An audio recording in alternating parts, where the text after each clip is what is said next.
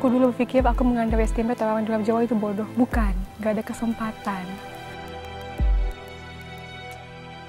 Mereka adalah anak-anak baik, anak-anak yang hebat, tapi kadang gak ada karena kenyataannya susah. Jadi putus sekolah, ya itu keterlaluan sih menurutku.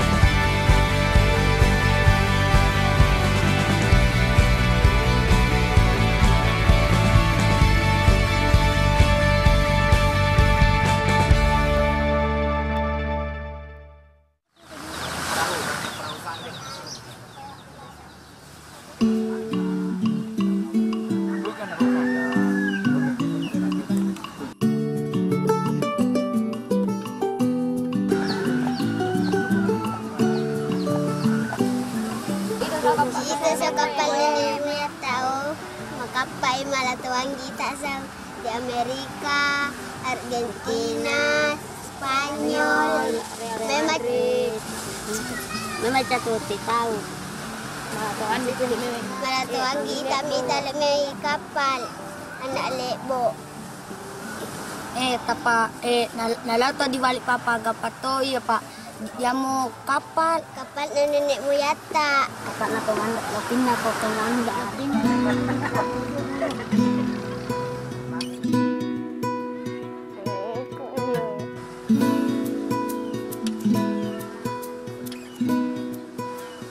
Menyebut suku Mandar di Sulawesi Barat tidak lepas dari sejarah baharinya yang luar biasa. Sejak ribuan tahun silam, nenek moyang suku Mandar telah bertualang keliling dunia, melintas samudra dengan perahu tradisional bernama sandek.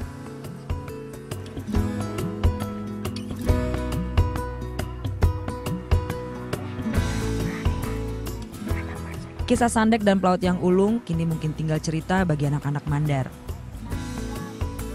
Namun, kebanggaan pada sejarah bahari Mandar membangkitkan semangat mereka untuk merengkuh dunia.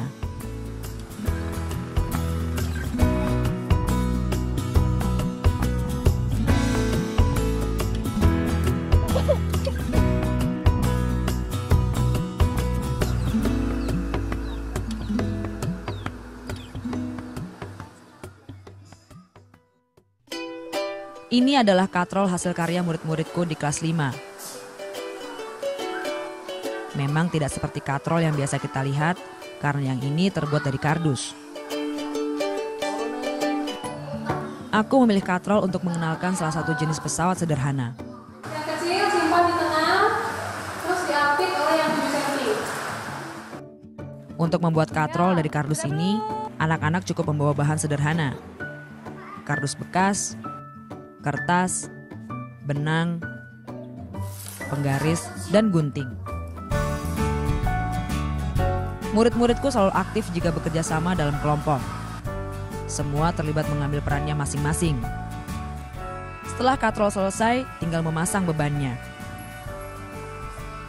Setelah itu, tariklah dengan hati-hati hingga bebannya terangkat. Akhirnya hari ini aku bisa mengajarkan kepada anak-anakku prinsip kerja katrol sebagai salah satu jenis pesawat sederhana dengan metode yang mudah dan menyenangkan.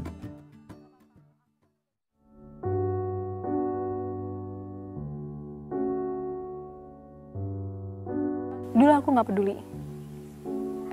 peduli. Tempat kuliahku pun diisi dengan orang-orang yang tidak begitu peduli. Isinya adalah orang yang penting belajar IP tinggi. Jadi benar-benar aku nggak tahu sama sekali berita Indonesia itu seperti apa, kayak gimana. Aku tahu ini negara ngaco sengaco-ngaconya.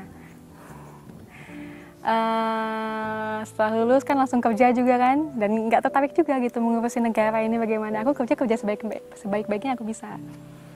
Tapi setelah aku di sini melihat kenyataannya langsung, melihat anak-anak di sini, pahit sih Kak sebenarnya. Pahit ngelihat anak-anak di sini harusnya bisa mendapatkan A, B, C, D, E, tapi E-nya terpotong di mana, D-nya terpotong di mana, C-nya terpotong di mana, B-nya terpotong di mana, akhirnya tinggal dapat A gitu.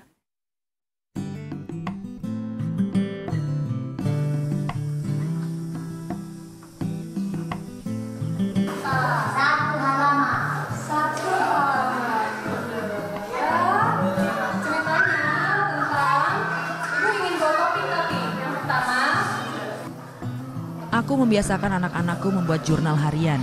Sebelum pelajaran, mereka menulis cerita apa saja.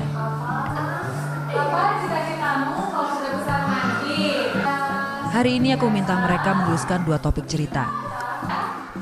Yang pertama tentang perasaan mereka hari ini, kedua tentang cita-cita mereka. Kita menulis ceritanya di luar. Yuk, bawa bukunya yuk, ikuti Ibu Via. Yuk. Untuk merangsang kemampuan mereka bercerita, aku mengajak anak-anak keluar kelas.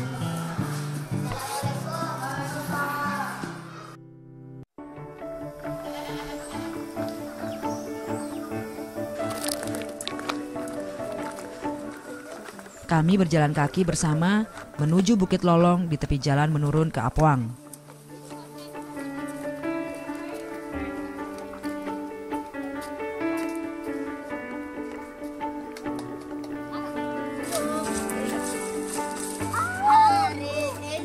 Hari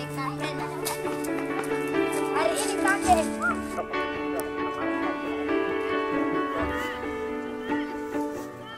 Kegiatan di luar kelas menarik perhatian anak-anak.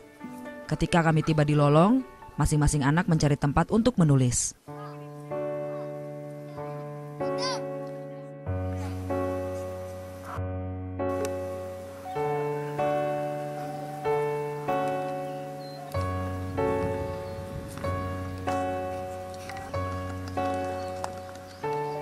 Setelah kira-kira 1 jam, aku meminta mereka mengumpulkan tulisan.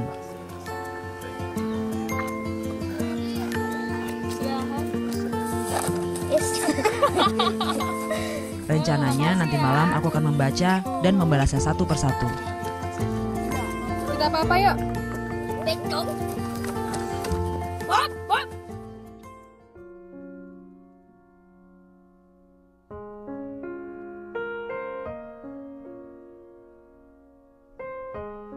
Dari 9 murid, cerita Alham selalu berhasil mencuri emosiku.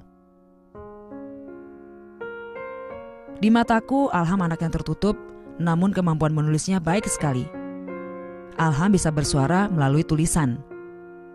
Hari ini saya senang karena saya ke Lolong dan juga bisa bermain sama teman-teman dan juga belajar sama teman-teman, bisa diajar Ibu Ria lagi. Aku sangat senang karena bisa ke sekolah. Saya tidak mau meninggalkan pelajaran yang seperti biasa. Aku senang sekali bisa diajar guru yang baik. Dia sangat baik dan perhatian banget sama murid-muridnya. Dan juga mengajarkan kami sopan santun. Saya mau mencari seorang pemain bola. Aku suka sekali main bola karena saya mau seperti Messi. Ibu, kalau ada kesalahan saya, Ibu mohon dimaafinya. Karena saya sering membuat Ibu marah dan kadang membuat Ibu gembira. Aku senang sekali kalau Ibu setiap hari selalu senyum dan selalu gembira. Disentak-sentak, pinggul digoyang-goyang, badan diputar-putar, bilang hore.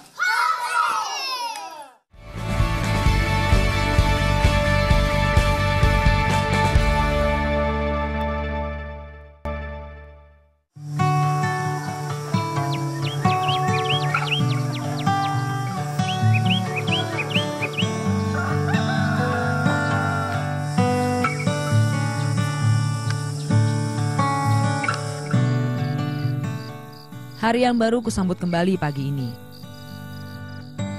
Aku biasa memulai aktivitas dengan memanjatkan syukur. Penganut Kristiani menamainya saat teduh.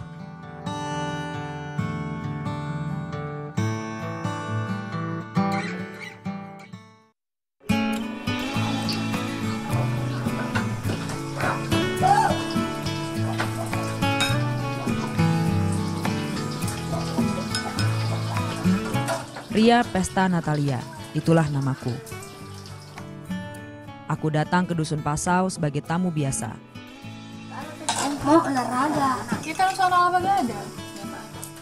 Di sini aku menumpang pada rumah indok Salmi. Indokku yang buta huruf ini begitu menyayangiku seperti anaknya sendiri.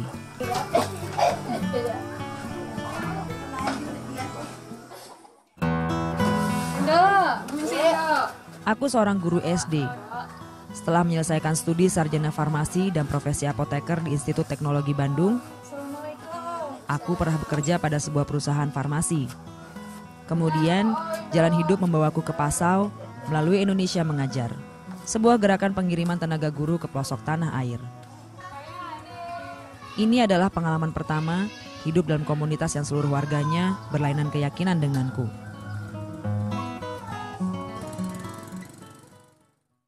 Mencoba menantang anak-anak untuk membuat keterampilan, membuat figura biji buah lantoro. Jadi melihat figura yang indah atau pemandangan yang Nurhayani indah, nama guru muda ini. bisa membuat pikiran. Ia guru biasa dengan semangat yang luar biasa. Apa fungsinya? Bu Hayani begitu ia biasa dipanggil, termasuk salah satu dari sedikit generasi muda Pasau yang dapat melanjutkan sekolah hingga SMA bahkan kuliah. Sudah lihat anak-anak? Lulus Diploma 2 Pendidikan Guru Sekolah Dasar di salah satu universitas di Makassar, Bu Hayani kembali ke Pasau. Ini contohnya. Sudah. Ia mengajar di SD ini sebagai guru honorer sejak tahun 2009. Saya sangat kasihan melihat anak-anak di sini itu sangat tertinggal dibandingkan orang-orang di pinggir di kota. Ya, dulu saya sangat merasakan waktu saya sekolah di pinggir. Saya kan dulu SMP 1. Setiap kita mengalami kejadian atau mengalami contohnya pembelajaran di sekolah itu yang harusnya kita dapatkan di SD itu kita tidak dapatkan. Jadi kita merasa asing lagi. Saya tidak mau itu terjadi sama anak-anak pada generasi.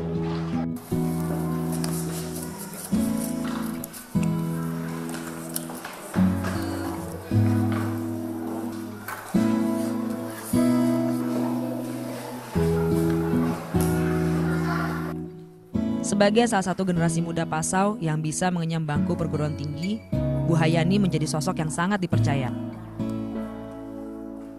Ia berperan sebagai sekretaris BPD, Majelis Taklim, juga ketua kelompok tani di dusun.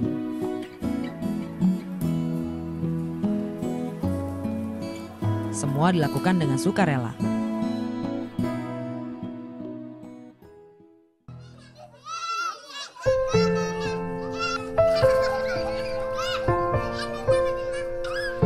Sejak Indonesia Mengajar hadir di Pasau 2 tahun lalu, pengajar muda pertama bersama masyarakat mendirikan Taman Kanak-Kanak Mutia Ate.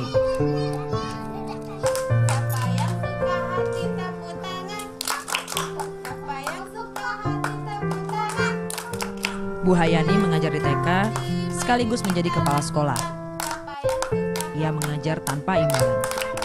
Kaki disentak-sentak, pinggul digoyang-goyang, badan diputar-putar, bilang hore. Saya ikhlas karena saya sangat merasakan waktu jadi guru kelas 1 itu, mengajar kelas 1 yang belum pernah mengikuti jenjang TK itu sangat susah. Makanya saya berinisiatif untuk saya sempatkan waktu untuk ngajar di TK.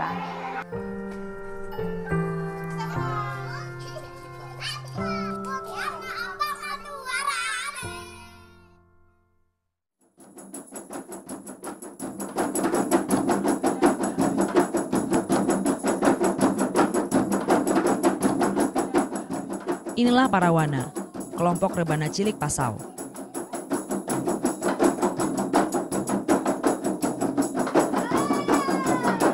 Pelatihnya siapa lagi kalau bukan Bu Hayani.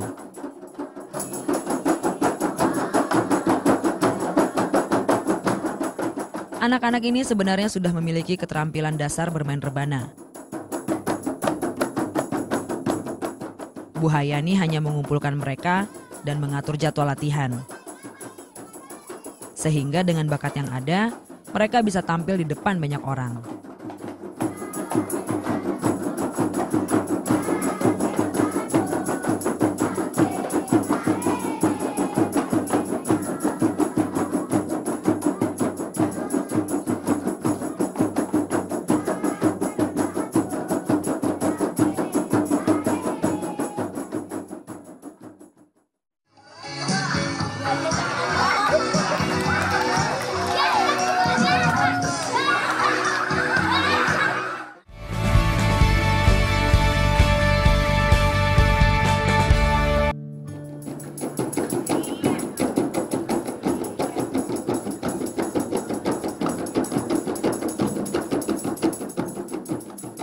Hari ini sangat istimewa.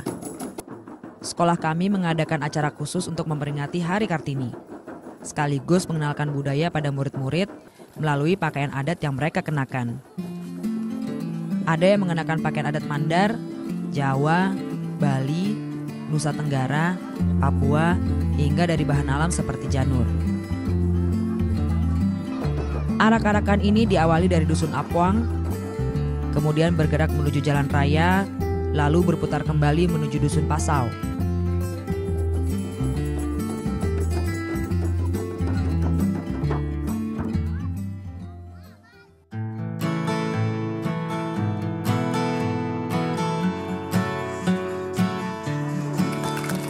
Setelah peserta arak-arakan kembali ke sekolah, kami melanjutkan dengan kegiatan perlombaan antar kelas.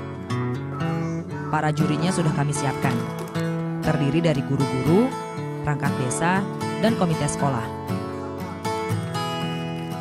Ada beberapa jenis perlombaan. Acara yang pertama adalah lomba yel-yel.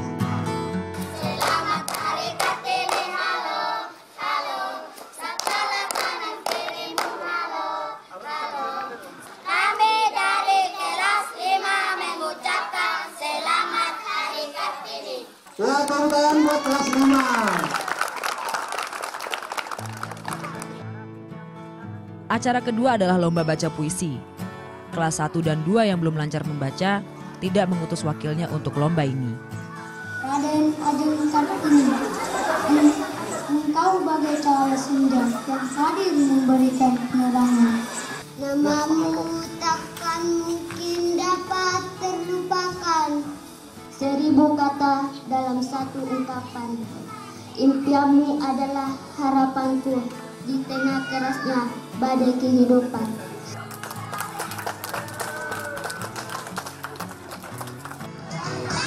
Ya, kelas 3, kelas 3.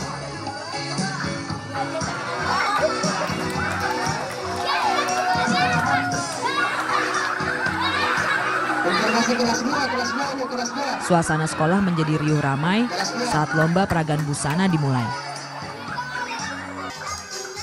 Setiap kelas mengirimkan 2 wakil, putra dan putri.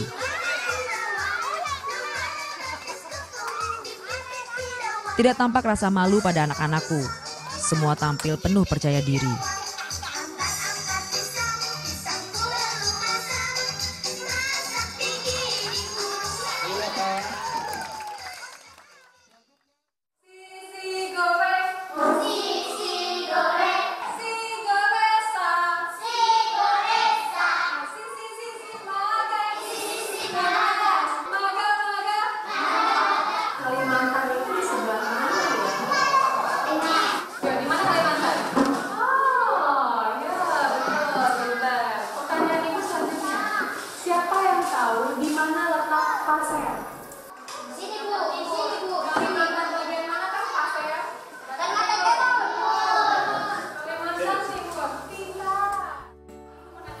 Pagi ini aku membawa sebuah kejutan untuk murid-muridku. Ya, aku baru saja mendapatkan kiriman surat-surat yang ditulis anak-anak pasar di Kalimantan Timur. Surat-surat ini aku bagikan kepada semua murid, masing-masing mendapat 1. Anak-anakku sudah tidak asing dengan konsep sahabat pena. Mereka pernah sekali membuat surat untuk kawan-kawannya juga di daerah pasar. Saya 11 tahun. Nama sekolah saya SDN 2. Senang rasanya melihat tingkah mereka membaca surat dari sahabat-sahabatnya di pasar. Harapan labu tidak terbaca. Ternyata anak-anak pasar tidak hanya mengirimkan surat. Aku juga memperlihatkan sebuah foto yang dikirim Ilham, pengajar muda di sana.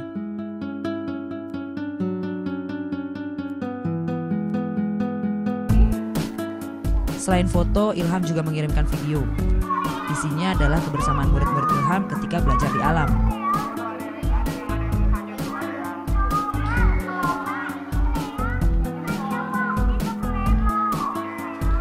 Melalui sahabat pena, anak-anakku mengenal Indonesia. Paling tidak hari ini dan seterusnya, mereka tahu ada sebuah kabupaten bernama Pasar terletak di Pulau Kalimantan. Aku ingin membuka pikiran mereka bahwa Indonesia tidak hanya Pasau atau Sulawesi, pulau tempat mereka hidup. Aku ingin membawa mereka melihat Indonesia yang akbar, memandang luasnya dunia dengan cara-cara sederhana yang bisa aku buat.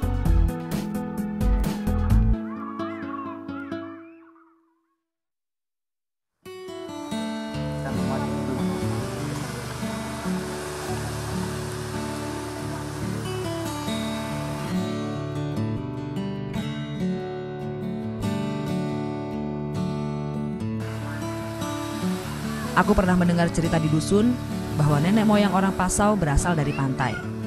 Mereka hidup di bukit hanya untuk berkebun.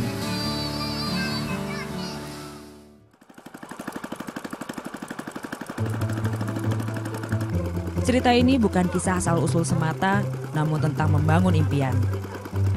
Aku ingat ketika suatu hari di bulan pertama mengajar, anak-anakku tak tahu apa itu cita-cita. Di air dan tanah sejak nenek moyang mereka menerjang ombak samudera untuk menjelajah dunia, mereka cuma kenal dua pekerjaan, menjadi guru atau petani.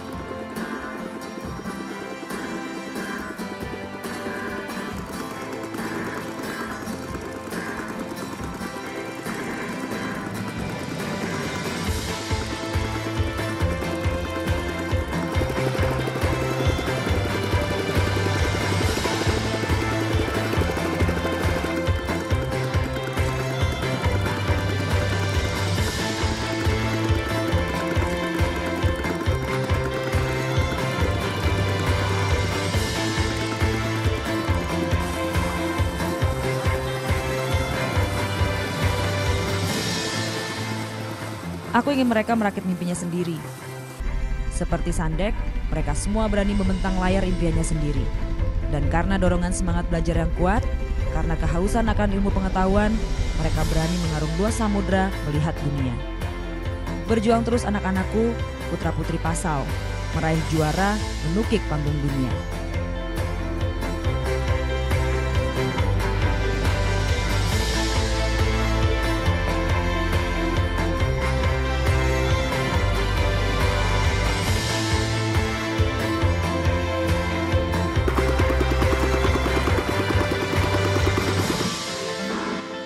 Republik ini hadir dengan janji kemerdekaan, yaitu untuk melindungi, memajukan kesejahteraan, dan mencerdaskan kehidupan bangsa. Janji ini harus ditunaikan oleh kita semua.